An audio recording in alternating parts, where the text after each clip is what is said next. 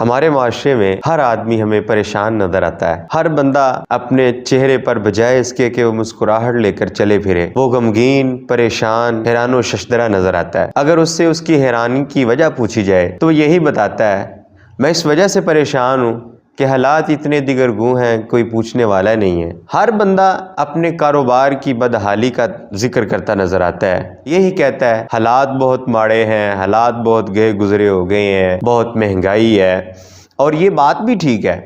جہاں تک ہمارے ملکی حالات کا تعلق ہے، ان حالات میں انسان پریشان نہ ہو تو پھر کیا ہو؟ روز افزوں مہنگائی میں اضافہ ہوتا چلا جا رہا ہے، اور مزدور، دہاڑی دار آدمی اور چھوٹے طبقے کا آدمی جو ہے وہ پریشان سے پریشان تر ہوتا جا رہا ہے۔ یہ چیزیں بالکل ماننے والی ہیں، لیکن محترم بھائیوں، یہ حالات تو ہمیشہ ایسے ہی رہے ہیں۔ یہ پریشان ہونا اور پریشان ہو کر اللہ تعالیٰ کی راہ سے دور ہوتے چلے جانا، اللہ تعالیٰ سے لگاؤ کو بجائے اس کے کہ مضبوط کیا جائے، اپنے اس مضبوط کیے ہوئے تعلق کو ہم کمزور سے کمزور تر کرتے جاتے ہیں۔ کیوں؟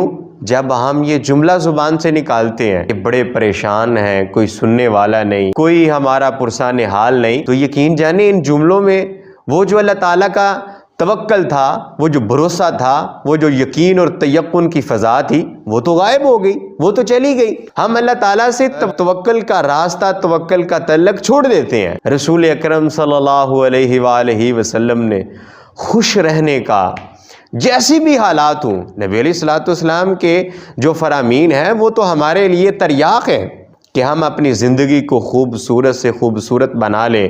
حضرت ابو ہریرہ رضی اللہ تعالیٰ عنہ کہتے ہیں، انظروا الی من هو اسفل منکم، ان کی طرف دیکھو جو تمہارے اندر درجے میں کم ہیں، یعنی جو غریب ہیں، جو مسکین ہیں، جو فقر میں ہیں، فاقے میں ہیں، آپ ان کی طرف دیکھو۔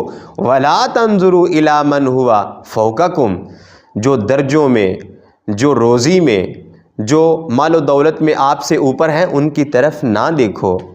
کیوں؟ نبی علیہ السلام نے خود ہی وضاحت فرما دی ہے، اور ہماری پریشانیوں کا، دکھوں کا، دردوں کا خود ہی حل بتا دیا ہے۔ نبی علیہ السلام نے فرمایا کہ تم اپنے سے نیچوں کی طرف دیکھو، اپنے سے اوپر والوں کی طرف نہ دیکھو۔ کیوں؟ آپ نے فرمایا فَهُوَ أَجْدَرُ أَن لَا تَزْدَرُوا نِعْمَةَ اللَّهِ، کہ جب تم ایسا کرو گے تو اللہ تعالیٰ کی نعمتوں کو حقیر نہ جانو گے۔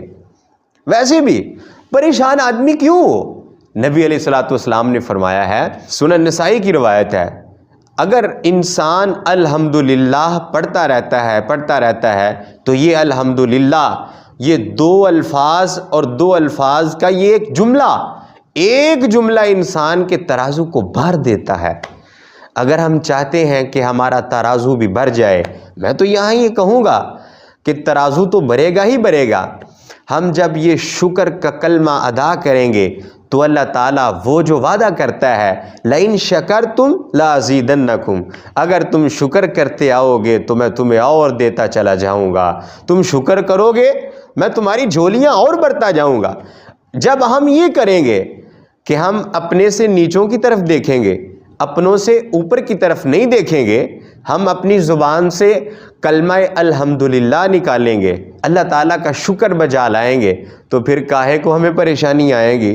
ہم پھر غم میں نہیں پڑیں گے، ہم دکھ اور دردوں میں نہیں پڑیں گے، ہماری مصیبتیں چھٹ جائیں گی، صرف اور صرف اللہ تعالیٰ کے اس شکر کے کلمے کے ساتھ الحمدللہ۔ تو پریشان ہونے کی ضرورت نہیں ہے بھائیوں، پریشان نہیں ہونا، حالات ایسے چلتے رہتے ہیں۔ یہ اللہ تعالیٰ کا نظام ہے، کبھی خوشیاں آتی ہیں، کبھی غم آتے ہیں، جہاں بجتی ہیں شہنائیاں وہاں ماتم بھی ہوتے ہیں۔ یہ اللہ تعالیٰ کا تلک الایام نداولها بین الناس، یہ اللہ تعالیٰ کا ایک نظام ہے، دن پھیر کے اللہ تعالیٰ لاتا ہے، کبھی خوشی ہے تو کبھی غم ہے، لہٰذا پریشان ہونے کی ضرورت نہیں ہے۔